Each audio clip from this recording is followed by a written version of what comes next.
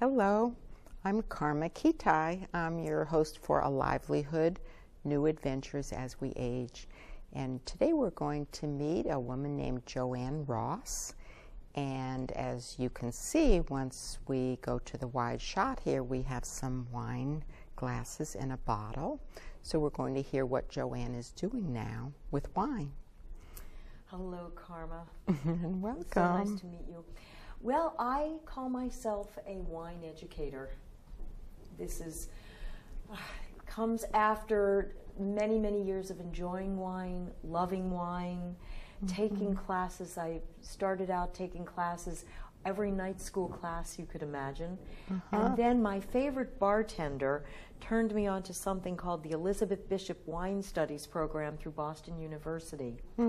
After I took the first 2 classes, I left my full-time job to work part-time, and I started working in a wine shop, selling nips and dips and chips and lottery tickets and singles of Bud Light until I figured out what I wanted to do in the wine world. And I think you told me the other day, Joanne, that you were doing that job for something like $12 an hour. Yes. And for 3 years, right? 3 years, and one criterion is that you have to be able to lift 50 pounds, because that's about how much a case of wine weighs. So you need to be able, you have to learn how to use the cash register, and you need to learn how to stock shelves and break down boxes. But it's really it's an excellent way for anybody to start from the ground up to learn about the wine industry, working just in a retail shop, good quality retail shop. So, but this is a second career for you, right? Yes, it is. Yeah, Yes, it is. and you spent many years and successfully in an entirely different kind of career. Yes, I still consider myself, and I am a voice specialist, speech pathologist. So I specialized in voice disorders for people who are actors, singers, stockbrokers, politicians, also with a special interest in aerobics instructors. At one point, I was the international expert on voice care for the aerobics instructor because in the late 80s, the aerobics instructors had epidemic proportions of voice injury because they were screaming over the noise. So I had a partner in California, and we presented at aerobics conferences throughout the world, and it was really a lot of fun. Well, and it sounds as if that you're saying that was a very fulfilling career for you. Very fulfilling. I loved it. I never had a boring day. If anything, I never had enough time in my day. But I wanted to take, I was itching for a change. No, I wasn't bored. I just was wanting to do something different. I wanted to try something new. I always loved wine. I loved food. I loved the wine industry and restaurants, and I just enjoyed that whole community. But now that I'm in that community, it really, nothing is better than starting your day at 8:30 with a couple of glasses of champagne, and then having a glorious luncheon, followed by more champagne. So the deal is, there is a deal. I could go to a tasting and there are 100 wines that are opened, but the trick is we need to spit. So as professional wine people, being in the profession, we are professional spitters too.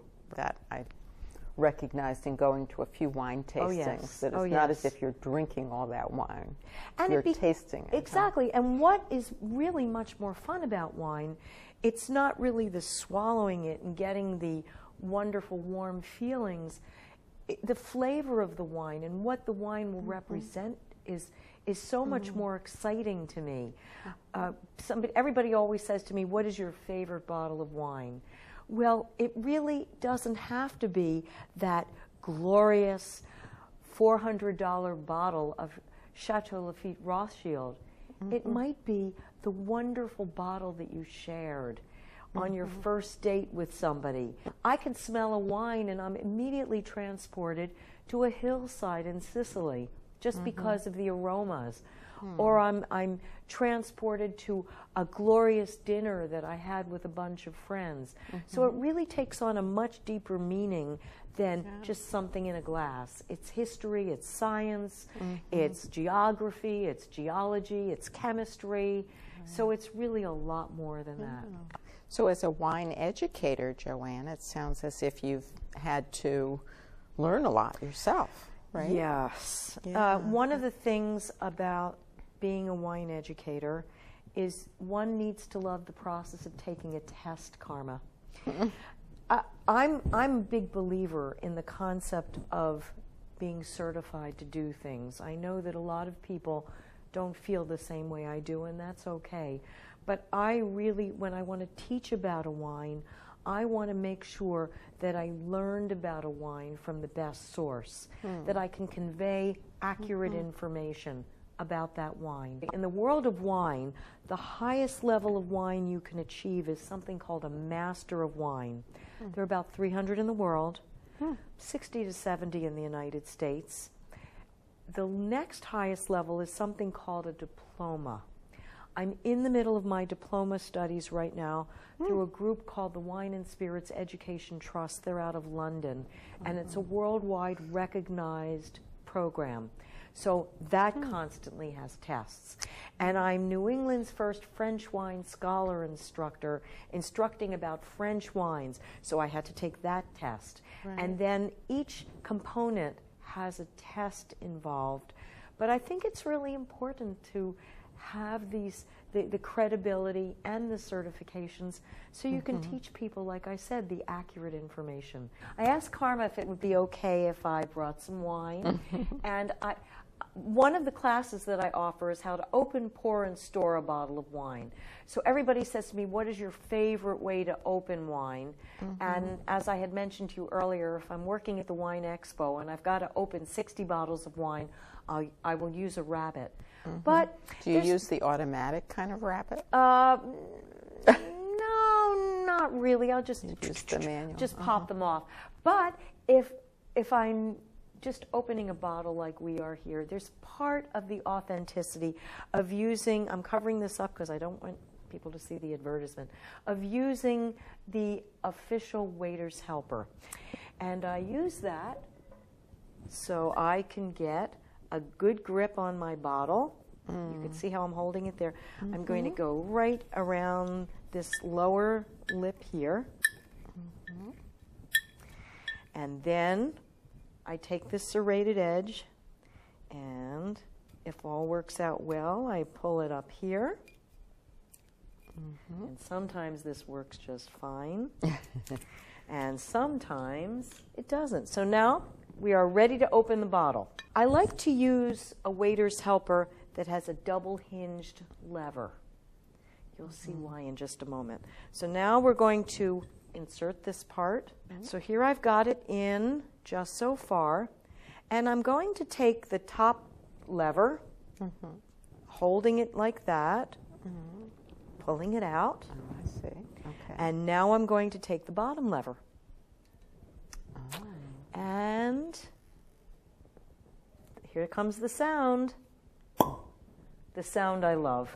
See, wine is a taste experience, but it's also an auditory experience. So may I pour you up? I've brought for us some Malbec from Argentina. First thing, I talk about taking a few moments. We had the auditory part of the wine, which was opening up the bottle.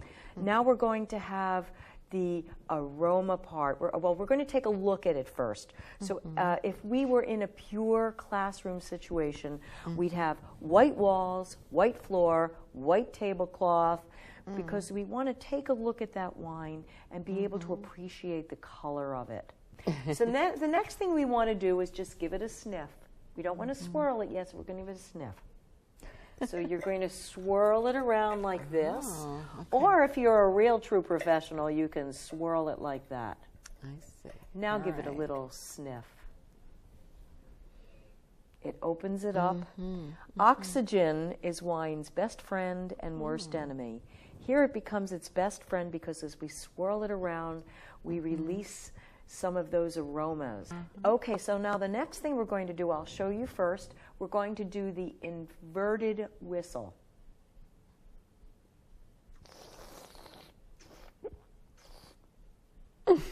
I know, you're breathing in, and you'll hold that wine in your mouth for just a moment.